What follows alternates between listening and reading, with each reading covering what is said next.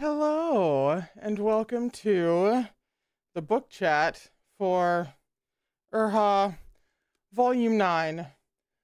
I forgot to mute the music on my end. Hi. Hey. Well, I don't know. We might have one or two things to talk about, I guess. Sorry for being a few minutes late. The astrology hyperfixation is real. I have a couple of things to chat about before I go into the chat. Just a couple of things. Some things happened. I don't know if you noticed in the last stream. So just touching on a couple of those as I was reminded of things while I sorted through the millions of book quotes to put into the break room today. So it occurs to me, I need a pen so I can mark these off. We all know what happens when I don't do that. It occurs to me that after 9.5 volumes of thinking that Mo Run never had a choice in anything, it occurs to me that Mo Run chose the flower. Which I don't have actually anything to do with that thought yet. I'm still recovering, but it has been noted that he chose to offer himself in place of Chuaning, knowing what would happen to him.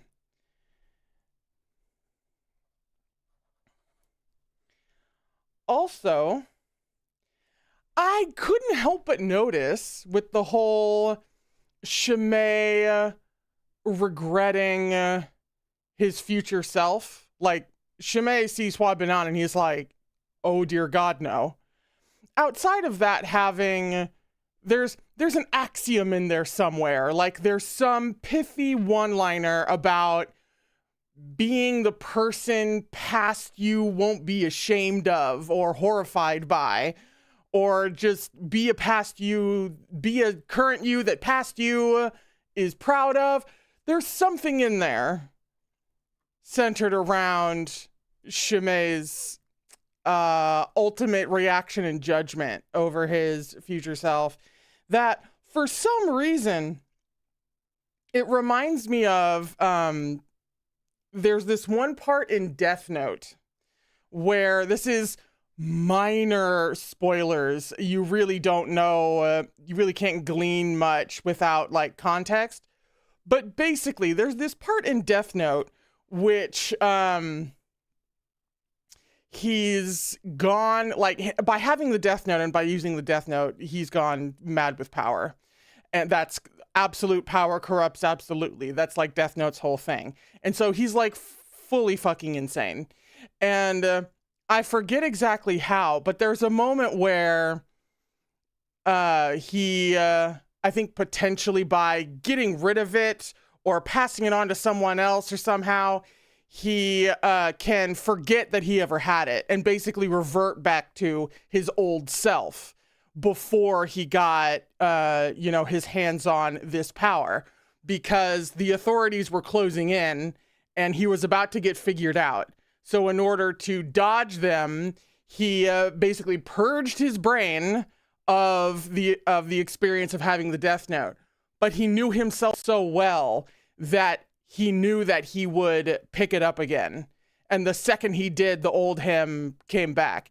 A really fucking brilliant sequence that I would jaw on the floor. And there's something, there's like an AU in there with Shimei and Huabinan that would be really, really fascinating to explore. Like Shimei picking up a Death Note, something along those lines would be fascinating. Thank you.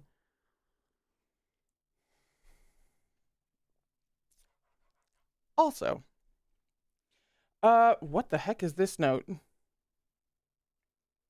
Oh, speaking of general lessons that we can pick up from these people going through horrifying tragedies of a variety of sorts. The whole thing with Mo Run's memory and the way that the fucking flower works really speaks to at least something that I relate to or identify with.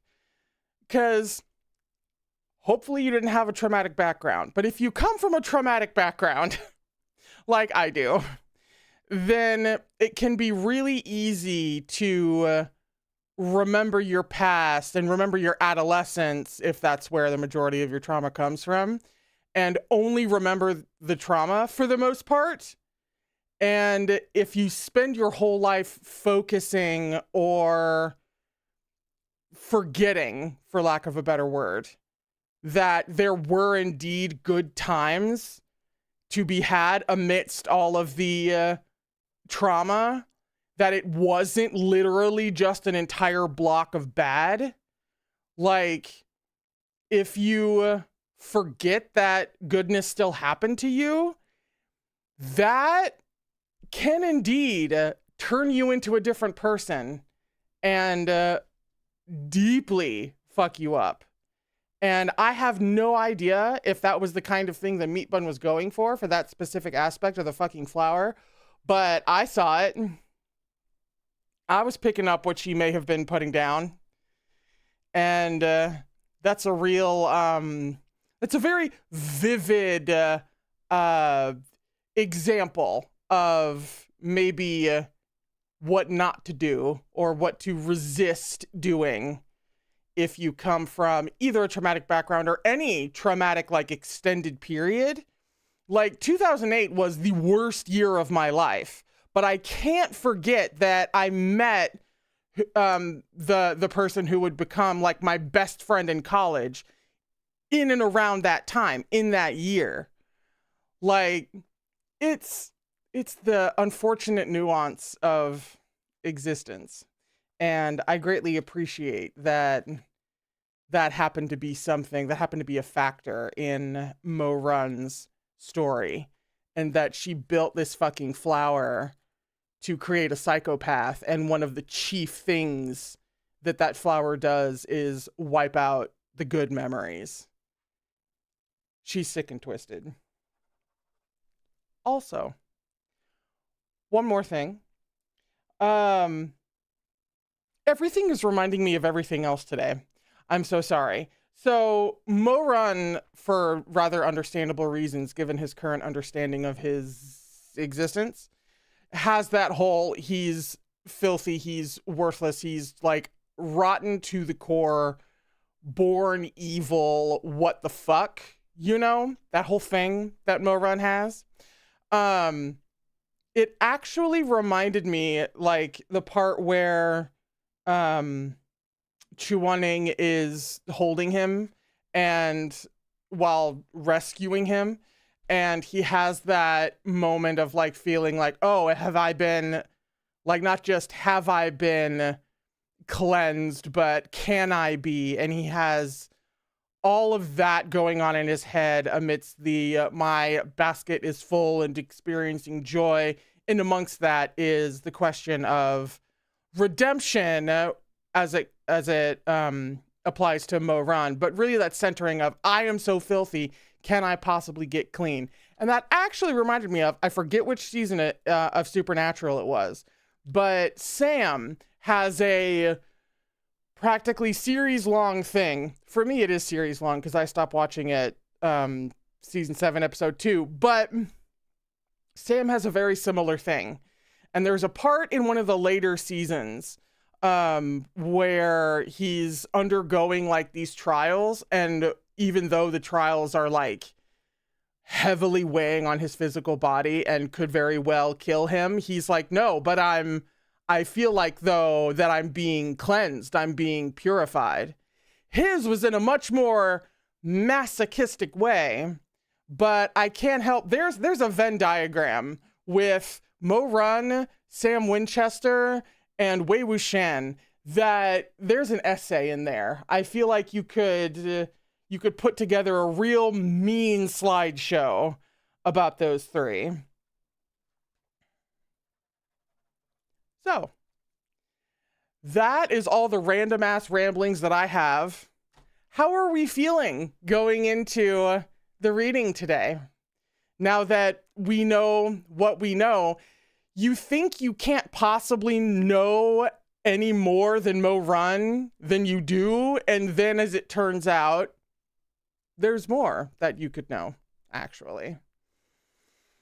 I have no idea how I feel, hence the shrug emoticon as the title of today's stream.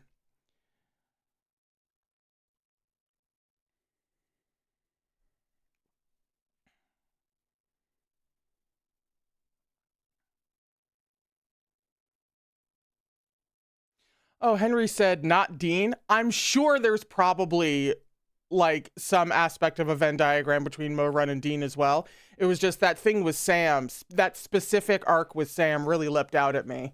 I'm sure there's probably something with Dean. Yeah, there's a lot of worthiness issues in Supernatural, which is actually probably one of the reasons why I love it so much, but we don't have to talk about that.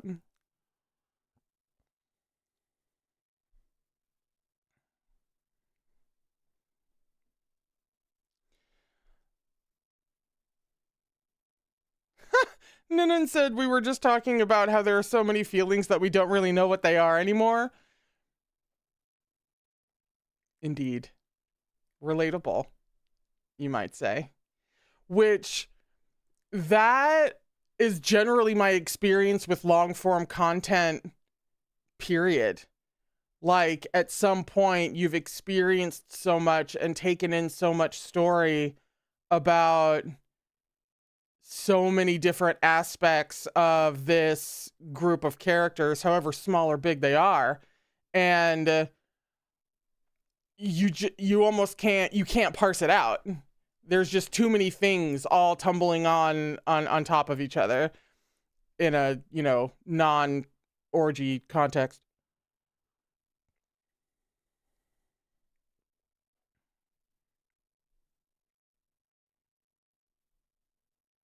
Maria says, I love long stories, though. Oh yeah.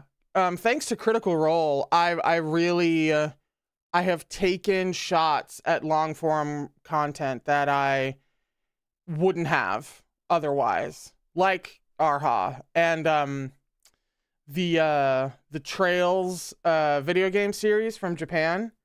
There's like 12 games or something in that series, and it's like 50-hour games each. It's been released since the 90s and it's not done.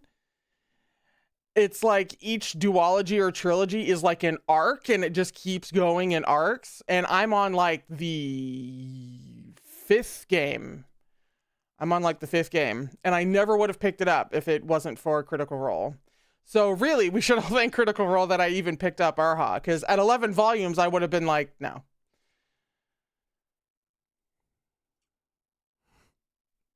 Peach. Did I hear orgy? Stay focused, Peach. Focus. It's ironic that I'm the one saying this, but stay with me here.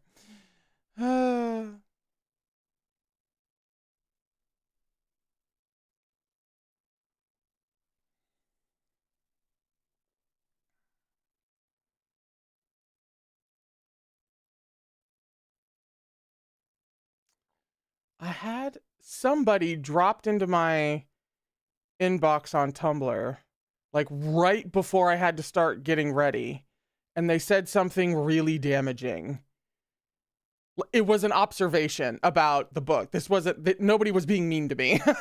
It was just somebody had an observation. What was it about? Oh, it was about pay attention to me. It was a new angle on the multi-layered phrase that is now pay attention to me. Oh, I think it was because he said it, because Mo Run said it when he was kowtowing to Chu Waning after he had taken in the flower.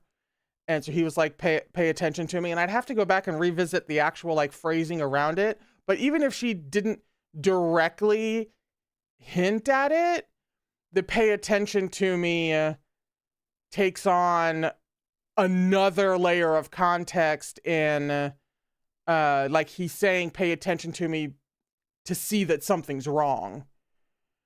In addition to pay attention to me because you look like my dead mom. And when you look at me, there's a small bit of, you know, my mother in there. On top of that now, there is also, please, dear God, see that something is wrong, even though we haven't known each other for even a year yet. That's what dropped into my inbox before I had to go put on eyeliner. And it was from an anonymous person, so whoever that was, thank you.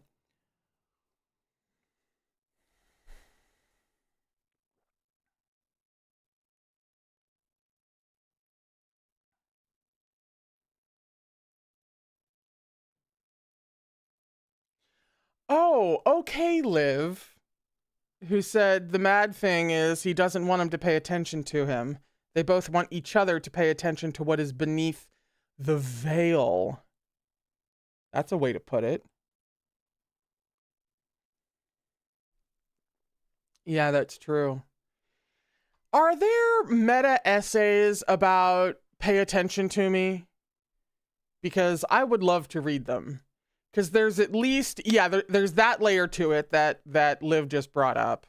It's really also asking to see beneath this facade, not just to who they really are, but to the fact that, by the way, if you like truly paid attention to me, you would see that I'm absolutely in love with you.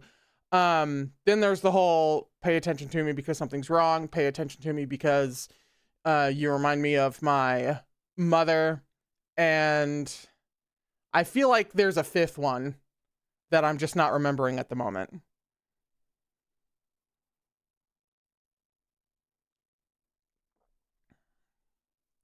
Peach, we can't talk about his God was crying. We can't talk about it. In the barrage of Volume 9 quotes that I put into the break room today, it only just today occurred to me that I could put like little asterisks by certain quotes that are like my particular favorites. And this only happened just today, so I've only put an asterisk next to like 2 of them. So there's I don't even want to think about how many quotes are in the break room now, but like it's not a prominent enough thing that you should like keep an eye out for it yet. However, the his God was crying section is one of those moments, which is why we're not talking about it. I could write an essay about the his God was crying paragraph.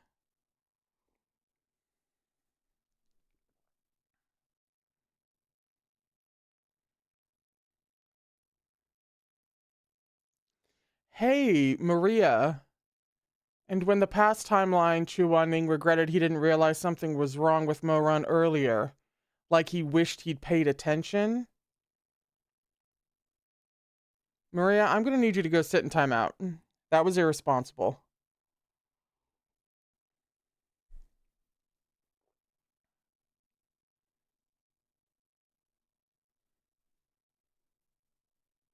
Oh yeah, Liv brings up a good aspect that I've been meaning to talk about. She said, I'm convinced that the reason Chu Wanning fell for him is because Mo Run was the first to see his kindness, and that kindness is the reason Chu Wanning left Huai's way in the first place. Yeah, there's a whole like rat's nest of Chu Wanning looks like Mo Run's mom, who was the one of the few people who was truly kind to Mo Run, and who, by virtue of, you know, being his mother, was the biggest kindness influence on Mo Run, which automatically gave him an in and kind of the ability to see past Chu Waning's like frosty exterior, which then in turn endeared Mo Run to Chu Wanning, because nobody does that. And so just by virtue of the circumstances around them and kind of the way they naturally are and just experiences that happen to them, they each just so happened to do or possess, to do something or possess a trait that kind of unlocked the romantic potential with them. And like that, it's almost like it's a very puzzle box situation that they both just so happen to be able to solve, and not even really through much of anything on their own, just by virtue of existing. And it's not often that something like that is really called for in a story, like not to this like degree, but she deployed it rather perfectly. In fact, there's so much of Erha in general that like a lot of really tragic stories, a huge part of it is seeing how if any one little thing changed, then the tragedy wouldn't have happened. And she built on that with, yes, if one little thing had changed here or there, Mo Run's life could have looked completely different, or Nangong So would still be alive, or like all of these tragic things could have been avoided. But then she added, like, and if you changed one little thing, Mo Run and Chu Wanning just pass right by each other. Have I called her sick and twisted yet this stream? Because if I haven't, then I'm doing that now.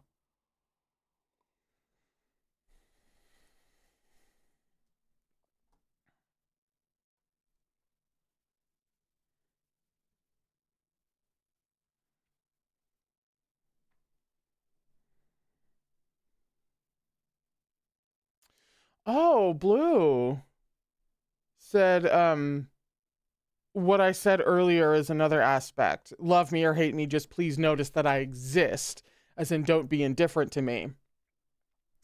Yeah, they each have that for different reasons. Chu Wanning saying, you know, don't be indifferent to me because everyone is, because I'm not demonstrative. I can be aloof and I can seem cold, and so therefore nobody bothers to take a second look. Meanwhile, Mo Run devalued to the nth degree throughout his childhood, wants somebody to be looking out at a crowd and stop on him because he's the only person who's ever noticed him was his mother.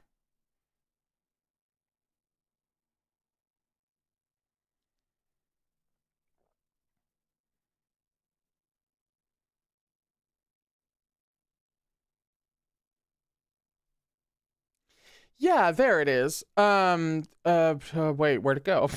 How'd I lose it? Blue said, and in Mo Run's case, it's because he sees himself as worthless. There's the Venn diagram with Dean Winchester. Henry mentioned it a little bit earlier about how he did certain, like crazy things because, out of a sense of worthlessness. And yeah, worthiness issues and Dean just go hand in hand. Sam also has worthiness issues, but more by way of feeling like he's inherently bad and the evil thing. So yeah, you could really add Dean to the Venn diagram, taking up the section of worthlessness, of worthiness issues. That would go right in there nicely next to Mo Run. He would actually go between them in that Venn diagram, considering he feels both filthy and worthless, and Dean feels worthless, and Sam feels filthy.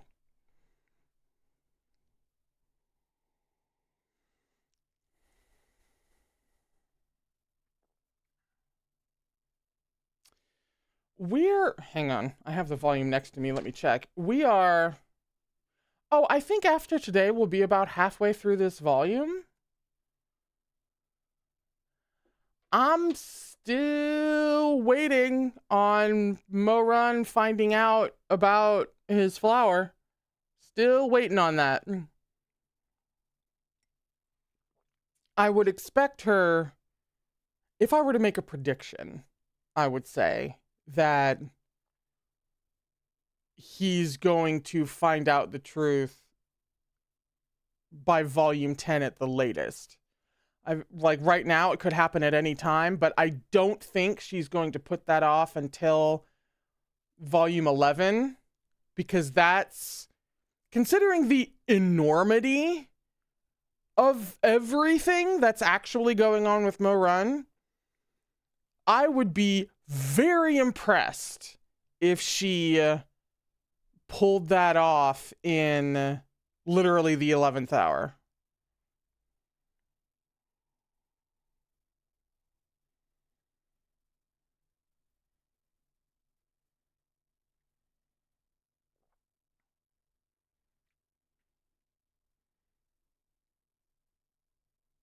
Hey, yeah, Liv says they've been dehumanized on two ends of the spectrum, Chewunning on a pedestal and Mo Run in the dirt.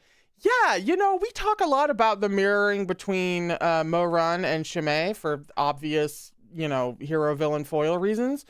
But there is quite a lot of mirror aspects with Chewunning and Mo Run, which, how she took Mo Run and had two different characters be such distinct mirrors of one character, but then those two characters aren't just like the same or like feel the same, is fucked up. That's fucked up. That's extremely difficult and not anything that I would ever like advise a writer to do unless they had been writing for quite a while and were extremely good at what they did, in which case, why are you asking me for advice anyway?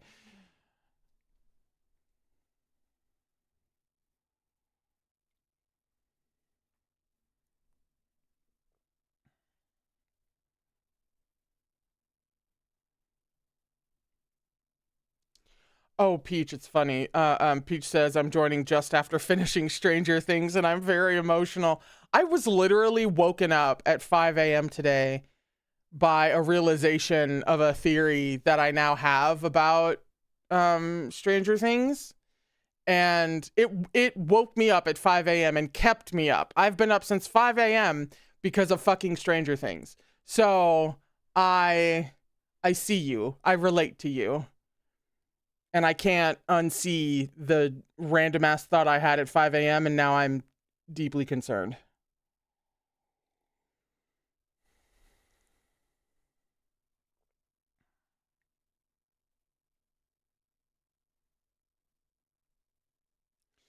Liv, can you elaborate? You said, I think this is the reason Tasha and June wanted to switch them too. Or wanted to switch them too. Switch as in, like, he wanted to switch places with Moran? Expound.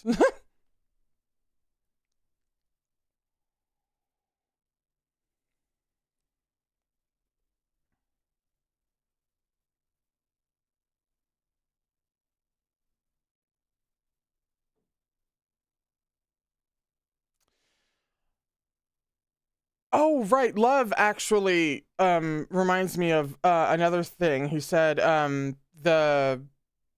this whole time Moran said he hated Chuaning for the flower incident and liking Shimei because of wontons, but that's not even true. He forgave Chuaning, but he doesn't even remember that and how that was a catalyst.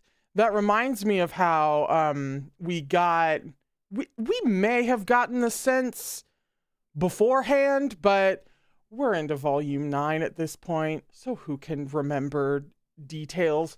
But if we didn't get it before, or if we did get it before, then it was made crystal clear now that Chuaning almost immediately regretted his punishment for the High Tongue Blossom and was like, that was a bit much. And mentioned how, I think that was like his first time disciplining a disciple. And he was like, that was too much. I should really talk to Moran about that. But it was already too late in a couple of ways. That's a fucked up angle that I don't think we've talked about yet. That's cruel and unusual.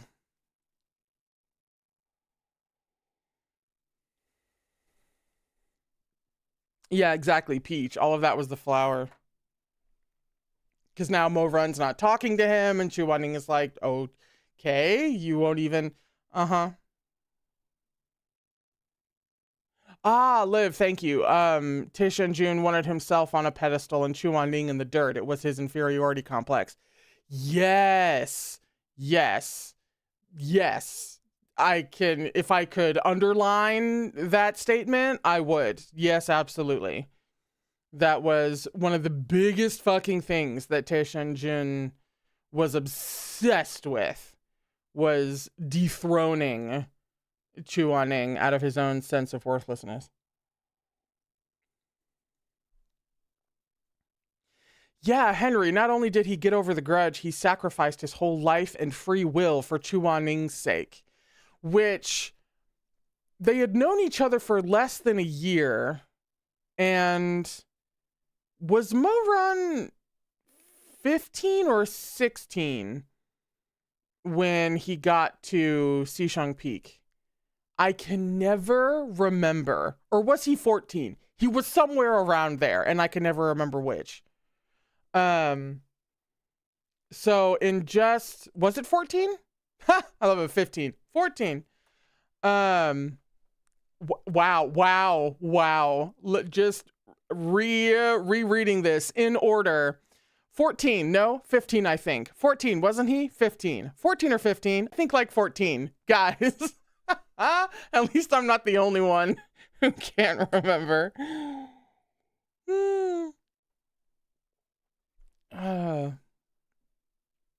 Henry, ADHD consensus. Deeply accurate.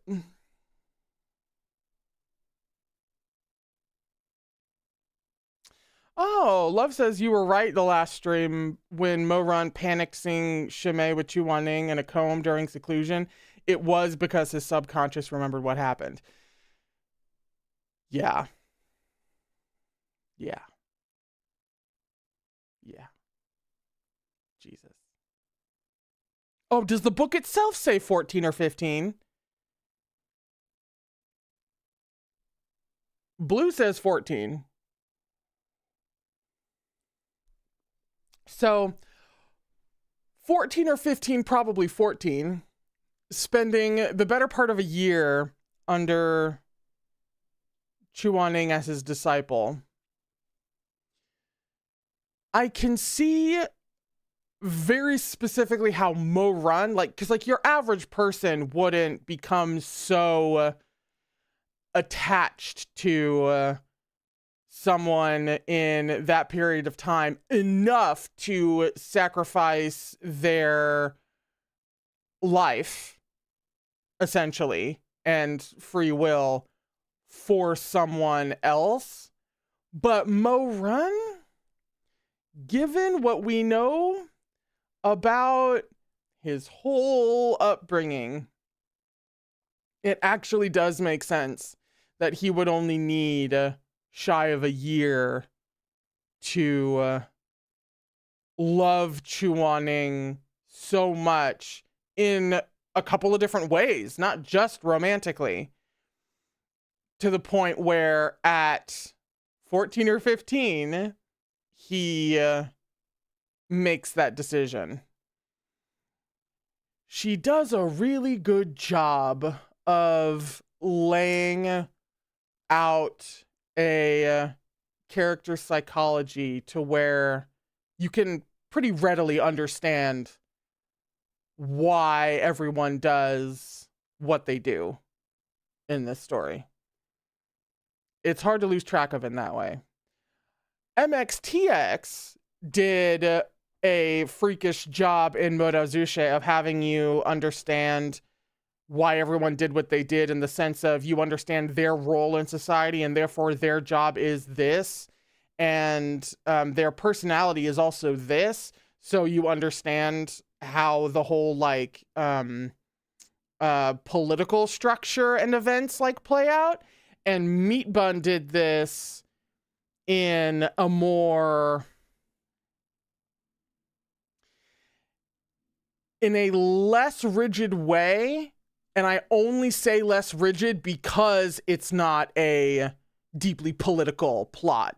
You have to be as rigid in order to pull off what MXTX did. And what Meat Bun did was of a comparable, like, ridiculous skill level, just executed in a much different way.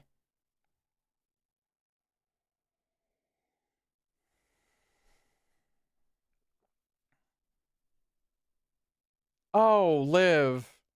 My baby just wants a scrap of warmth. He just wants the cloak. I'm going to put you in timeout. Have I already done that to someone today? Didn't I tell Maria to go stand in the corner? Go join her. That was rude.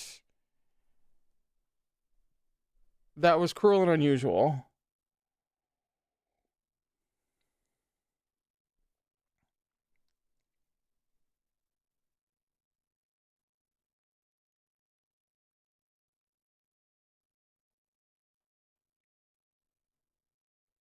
Oh shit. Thank you. Zarim, it is almost time for the stream. I'm going to hop on over there so that we can continue to read.